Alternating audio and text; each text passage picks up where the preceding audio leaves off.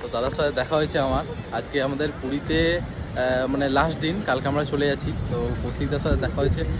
এমনি কৌশিকদা মানে খুব ফ্র্যাঙ্কলি, মানে যেরকম তোমাকে ইয়েতে দেখে মনে হয় সেরকমই তুমি মানে বাস্তবে।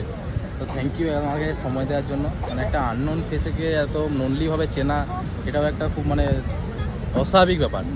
তো সেটাই কৌশিকদের স্বাভাবিক করে তোলে। কৌশিকদের কাছে এইটাই জিনিস, অস্বাভাবিককে স্বাভাবিক করে তোলে। আসলে আমার কাছে প্রত্যেকটা দর্শক বন্ধু যারা আমার ভিডিও দেখে তারা খুব আপন, ঠিক আছে, একশো তাদের জন্য তো আমি এবার এখন এই জায়গায় এসে কিন্তু আমি জাস্ট ছুটি এনজয় করতে এসেছি দুদিনের জন্য।